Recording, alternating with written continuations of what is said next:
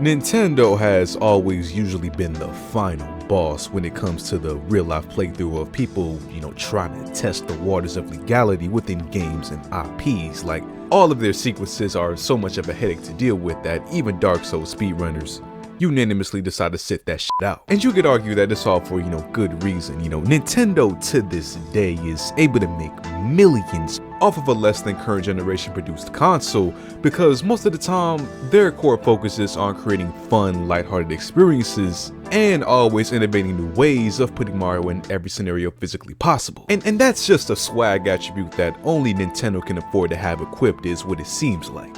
The company has a decades-long running tight-knit community of players almost as sharp as their active legal team, so while sometimes they can eat one too many mushrooms and power right on about the rails and what they're trying to achieve, other times they'll just do shit that some people don't like, but respectively within their means and rights by law regarding their business.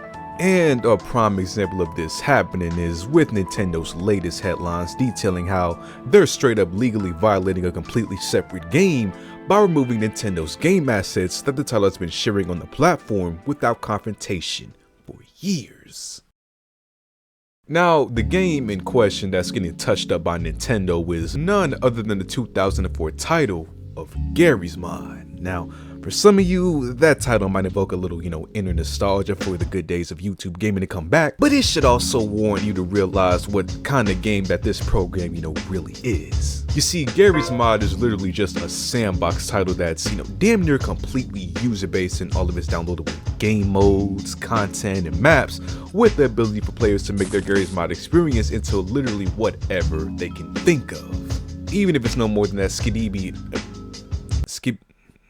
whatever the f that is. And as someone whose first real PC gaming experience was only having this game to play on a raggedy MacBook back in the day, I can tell you firsthand that a part of Garry's Mod culture is within the player models, or basically whatever skin that you use for the character that you play as, which is how we segue into how Nintendo gets involved in all this. You see, like we pretty much established, Garry's Mod is a mostly user-based, experience, so there's a player model of pretty much anything or any character that you can think of or create.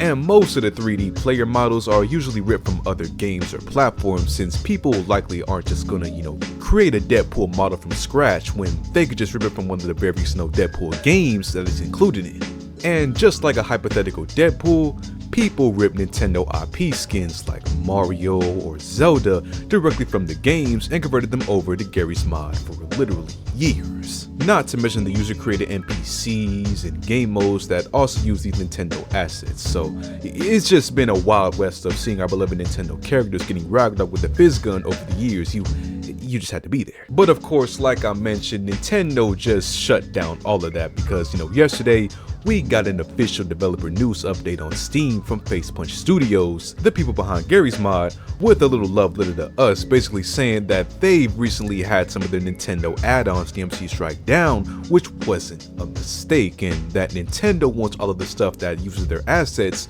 to be reduced to atoms and, disappear off the platform. Which Facepunch Studios has no choice but to respect what Nintendo wants, since it is within their, legal obligation. Now, for context as to why they said it was in fact Nintendo, that's because, these takedowns started happening to random players when Nintendo add-ons installed a few months ago, and at that time, players passed around the rumor that it was nothing more than a fake scare by some random person as harmless as a remnant in the daytime. They found the dude sending these DMCA notices with the name of Aaron Peters, which didn't help by being on the lower end of the intimidating name spectrum, so people just tread lightly around the Nintendo add-ons and didn't believe in it really being the big bad wolf and the white logo in simple font. But of course, like we just established, that was all before the official confirmation that we got yesterday.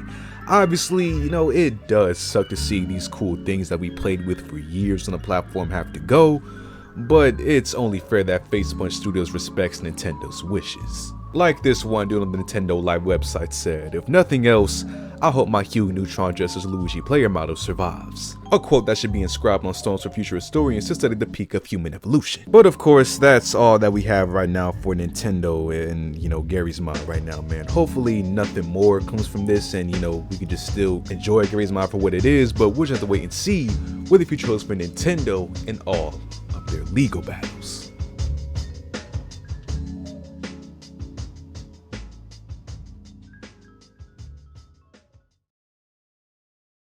So what do you guys think about Nintendo and, this takedown on Gary's Mod, man? Feel free to comment down below. Like on the video, subscribe if you haven't already, and I'll see you on the next one.